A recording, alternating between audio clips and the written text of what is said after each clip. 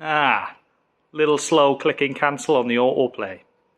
Anyway, now you're here, you may as well stick around and put in a Saab 2.3 turbo in a 1981 UAZ 452.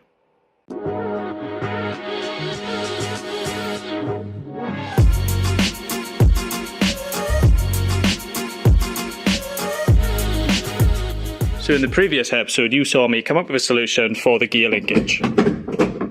Now, being that this is a four-wheel drive van and the gearbox is not the standard gearbox, it's a Vauxhall Frontera box, I've got to come up with a linkage for the high and low and the two-wheel drive, four-wheel drive selector on the transfer box. As standard, the US has two sticks to operate two-wheel drive and four-wheel drive and high and low. I like this quirky setup, so I want to keep these sticks. Makes perfect sense. So the first step in coming up with a solution for the transfer box stick was trying to work out how the Vauxhall Frontera setup works. I had the transfer box stick, but it was a little confusing. I couldn't quite work out what was for low and what was for high. So I decided to get on Facebook Marketplace and message people selling Frontera saying, "Hey mate, can you send me pictures of your knob?" Oh, here we go. Bloody hell. Whew. Thanks, mate. Any chance you could send me pictures of the transfer gear knob as well, please? Should do. That's more like it. That's quite helpful. So thanks to Facebook Marketplace and somebody called Becky on there actually, thank you very much, I worked out this was the Frontera transfer stick gate pattern. So you were in two-wheel drive, you push the stick forward, then this whole gate side to side was 4 high, the stick is sprung loaded to the right. You push against the spring and pull the stick back again, you're into 4 low, push it back forward, you're into 4 high, pull it back again because it's sprung to the side, just pull it back and it'll go into two-wheel drive again. Perfect.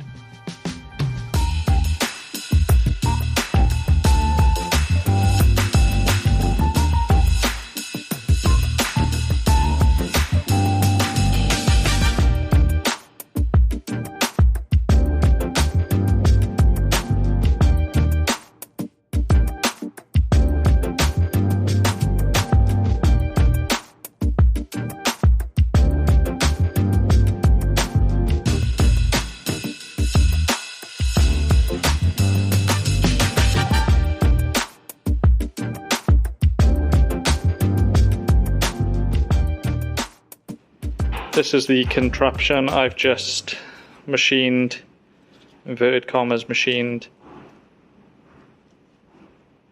It should do what I want.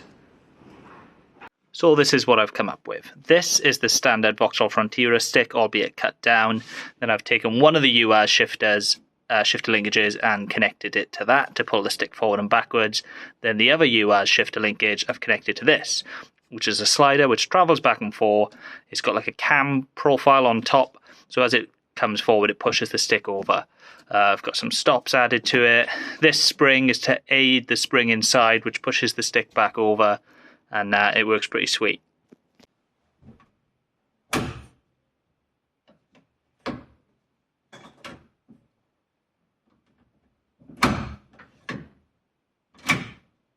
So if I just show you what that looks like from in the driver's position, we're currently in two-wheel drive, now we're in 4 high, now we're in 4 low, now we're back in 4 high, now we're back in two-wheel drive. What I've done is I've written down instructions, and this is what I'm going to get made into like a little plaque and put it on the dash somewhere, and following this I can select all the gears just fine. Idiot proof. Now that the engine and box are in their final position and I no longer need access to the top of the box, the area of floor which I originally cut out because the box was taller than the standard one, well, that can go back in. I'm quite pleased that I've only eaten into the floor probably about 20 mil, 25 mil. I was quite worried about that. I wanted to keep the van as usable as possible. Quite funny really, I'll probably never put anything big in the back of this, but you know, that's what I wanted to do. I wanted it nice and subtle.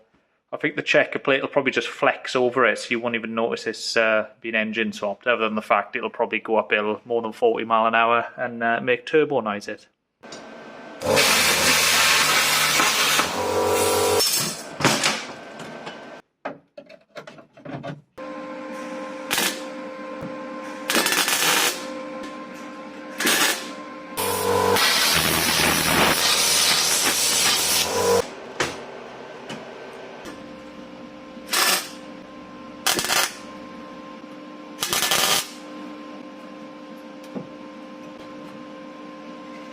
Okay, it's loosely tacked into place, so you can see where the outline of what I cut out originally, and this is the raised section. Very crude looking at the minute. It's going to look mint when it's finished, I'd imagine, or pixelated. I'm not going to do any more welding, I'm just tacking it in place. I want the gearbox and everything out of the way, because this van, I don't know what they paint them with, but literally it's the most flammable van I've ever welded. So I want lots of access to be able to put fires out before I weld any further. So one thing I'm going to do before I remove the engine and box from the UAS for the final time, hopefully, is I'm going to measure for the prop shaft, for the rear prop shaft. I ummed and ahed, I deliberated over whether I was going to do the prop shaft myself by cutting and shutting a few things together. I've done that before with the comma and that worked out really well. I used Land Rover rear half and then basically the front UJ and spline section of the MX-5 to suit the box. Obviously I can't balance prop shafts, but I used my trusty Colchester and I managed to get it to within, I think it was 0.06 mil throwout, according to my Chinese DTI gauge. That van has been over 100 miles an hour and it didn't shake itself to bits. Driveline vibrations is really good on that, or so it feels to me anyway. But I like driving Land Rover, so don't take my word for it. Thought about doing it, but literally that would take probably a week of arsing round, whereas I can just send the measurements off to a prop shaft shop. I use one in Wales, Bar Props, or BAR Props in Neath, South Wales. I've used them before with success, so yeah, that's what I'm going to do. And that will allow me to crack on with other jobs that need doing. So I've got my eBay special engine steady up there. That has taken the weight of the engine, so it's not sat on this mount anymore. Both sides, so that will allow me to take these plates off and the engine mounts on the side of the engine. And then I've used a ratchet strap to take the weight of the gearbox, and that'll allow me to take the box mounts off. Then I'll lower it down, and then using a sketchy array of trolley jacks, axle stands, bits of wood and things with caster wheels, I'm going to get this engine and box out.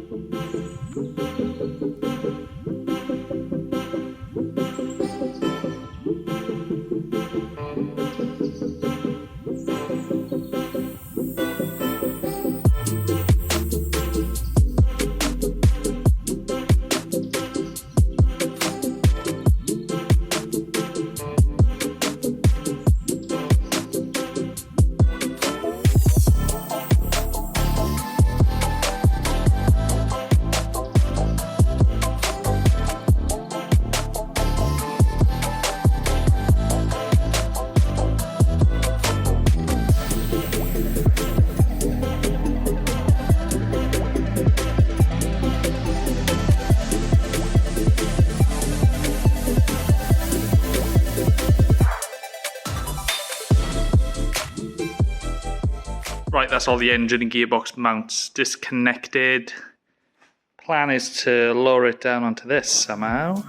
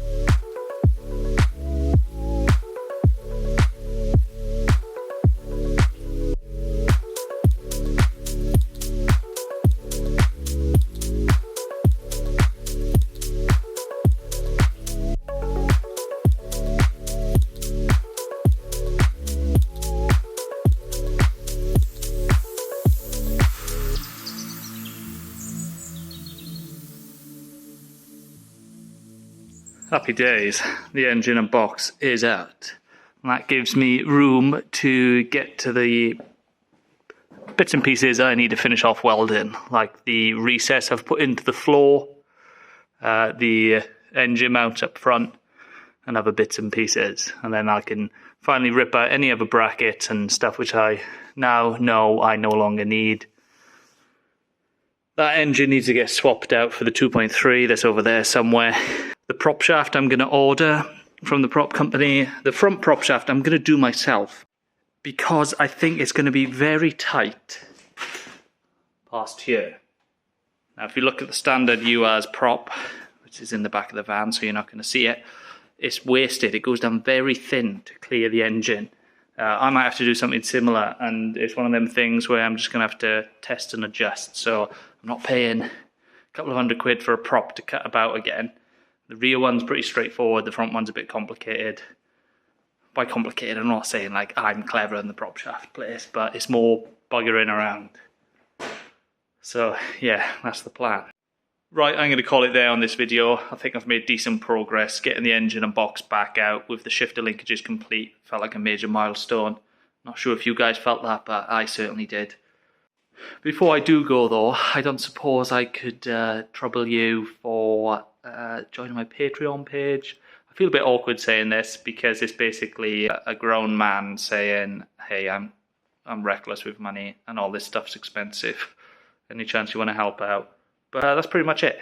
No, if you do enjoy my videos, my Patreon starts from £3 a month.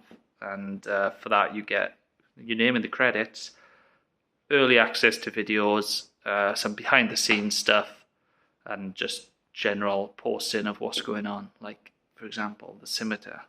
I've made something pretty cool for that recently, which you could see on there. Yeah, check it out if you want. I'll leave the link below. All help would be greatly appreciated. If you don't want to join, that's totally fine. It's totally fine. Thanks for watching, everyone, and I'll catch you next time.